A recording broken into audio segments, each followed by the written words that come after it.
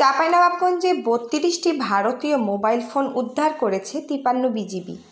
Border guard Bangladesh সীমান্তে নিশ্ছিদ্র নিরাপত্তা নিশ্চিত করার পাশাপাশি অস্ত্র ও মাদকদ্রব্য সহ অন্যান্য অবৈধ মালামাল ও গবাদি পশু চোরাচালান বন্ধে সীমান্ত এলাকায় নিয়মিত টহল পরিচালনা এবং বিশেষ টহলের মাধ্যমে নিরাপত্তা জোরদার করেছে।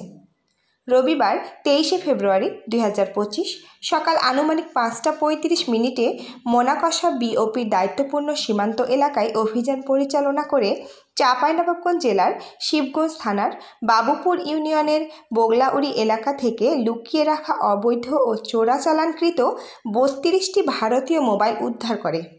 উদ্ধারকৃত মোবাইল চাঁপাইনবাবগঞ্জ শুল্ক কার্যালয়ে জমা করার কার্যক্রম প্রক্রিয়াধীন।